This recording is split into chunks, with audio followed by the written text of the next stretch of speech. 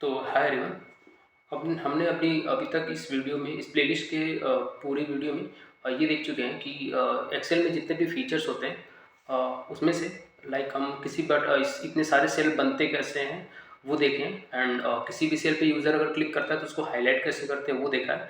And कि जिस cell पे यूज़र ने क्लिक किया है उसके उसको हाईलाइट करने के साथ साथ हमने उसमें इनपुट टैग भी बनाया। लाइक अगर मैं A2 पे क्लिक करता हूँ एंड ये A2 पूरा का पूरा हाईलाइट हो गया। एंड उसके साथ साथ A2 जो है वो पूरा का A2 जो सेल था वो एक इनपुट टैग में कन्वर्ट हो गया। अब यूज़र क्या है इसके अंदर कुछ लिख भी सकता है, ठीक है। एंड जो भी यूज़र लिख रहा है वो उस सेल में हम स्टोर भी करवा चुके हैं। अभी तक हमने अपने पिछली वीडियोज़ में ये देखा था, ठीक है।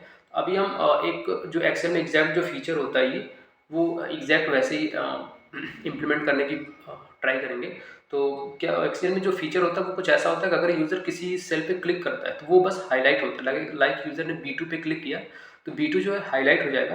एंड जब अगर यूज़र उस किसी सेल पे डबल क्लिक करता है तब वो इनपुट टैग में कन्वर्ट होता है। लाइक अभी हमने जो किया है उसमें क्या है कि हम एक बार क्लिक करते हैं तो वो हाईलाइट भी हो जाता है एंड उसके साथ साथ वो जो टेक्स्ट है जो सेल है वो इनपुट टैग में कन्वर्ट भी हो जाता है। तो हमें इन दोनों को अलग अलग करना होगा। लाइक जब डबल क्लिक करे यूज़र तब जाके वो सेल इनपुट टैग में कन्वर्ट हो। अगर एक बार क्लिक करें तो केवल हाईलाइट होना चाहिए। तो आई होप आप समझ गए होंगे प्रॉब्लम क्या है। एंड चलते हैं कोड में एंड देखते हैं। हमने पिछले वीडियो में अभी तक ये किया है कि जो भी सिलेक्टेड सेल है यहाँ पे कंडीशन लगाया था कि जो भी सिलेक्टेड सेल है एंड उसके ऊपर विजिबल करा देंगे। जब जैसे ये कंडीशन लगाई थी हमने बैकग्राउंड चेंज करने की, हाईलाइट करने की, सेम उसी की तरीके से कंडीशन लगा दी हमने इनपुट टैग में। तो अब हम क्या करेंगे कि अभी हम डबल क्लिक करके जो कंट्रोल हम लाने वाले हैं वो देखते हैं। सबसे पहले हम जहाँ पे ये सिंगल क्लिक वाला मेथड बनाया है वहीं पे हम जहाँ पे ऑन क्लिक लगाएं TD वहीं पे हम एक डबल क्लिक करके हमें मेथड मिलता है, एट्रीब्यूट मिलता है HTML में, हम उसका यूज़ करेंगे। तो इसमें सेम जैसे हमने ऊपर हैंडल क्लिक बनाया उसी तरह हम एक और फंक्शन बनाएंगे जो कि कॉल बैक होगा। एंड यहाँ से हम डायरेक्टली हैंडल इसका नाम रखते थे handle double click. Okay, handle double click. And इसको भी हम same row index and column index pass ही करने वाले। Row index comma and column index. Okay, तो अभी यहाँ से हम row index and column index pass करेंगे। तो अभी इसको कॉपी करते हैं एंड सेम मेथड हमें ऊपर बनाना पड़ेगा। तो हम बनाते हैं यहाँ पे कॉन्स्ट एंड इसको पेस्ट किया इक्वल्स टू सेम। हम रो और कॉलम नीचे से एक्सेप्ट कर रहे हैं तो हम यहाँ पे भी column row and column accept कर लेंगे, call back and parenthesis. Okay, और इसके अंदर भी हम क्या करेंगे, जैसे हमें ये एक सिलेक्टेड सेल बनाया था उसी तरह हमें एक और स्टेट बनानी पड़ेगी। तो हम यहाँ पे कॉन्स्ट एंड सिलेक्टेड सेल यहाँ पर लिख देते फॉर इनपुट टैग। ये जो स्टेट होगी ये बस इनपुट टैग को मैनेज करेगी, इनपुट, ठीक है। एंड इसको सेट सेम ही कॉपी करके पेस्ट करते हैं, टाइम बचाते हैं, कंट्रोल V एंड यहाँ पे सिलेक्टेड को एस कर देंगे कैपिटल। ओके, और at the initial state it will be same as above, it's null, ठीक है।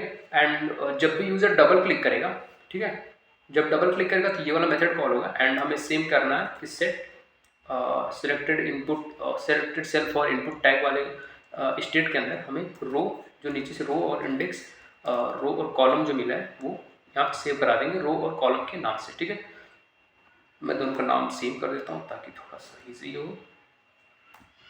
अब ठीक है, तो अभी हमारे पास जो अगर यूज़र ने डबल क्लिक किया है तो selected cell for input tag में हमारा रो और कॉलम मिल गए हैं। तो अब हम क्या करेंगे, जो नीचे कंडीशन थी ये वाली कंडीशन, इसकी जगह बस हमें selected cell for input tag जो है वहाँ से डेटा निकालना होगा। सबसे पहले हम चेक करेंगे कि क्या सिलेक्टेड सेल में कुछ डेटा पड़ा है या नहीं, ठीक है। सबसे पहले तो ये देखेंगे वो नल नहीं होना चाहिए कि इनिशियल स्टेज में हमने उसे नल सेट किया है।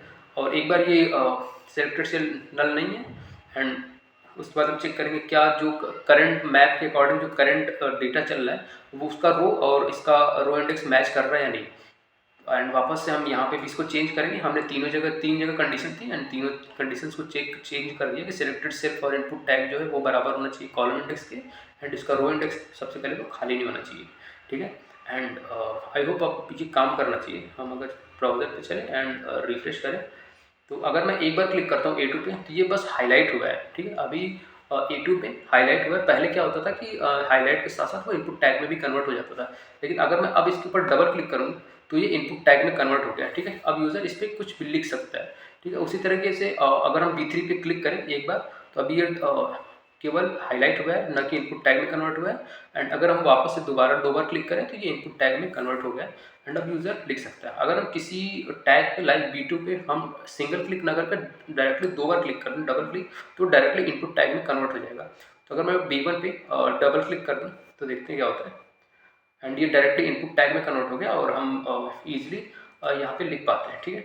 जो भी लिखना है हमें यूज़र चेंज करेगा एंड वो सेम उसी सेल के लिए इनपुट टैग बन जाएगा, ठीक है। लाइक हम यहाँ पे आए एंड चेंज किए एंड ओके।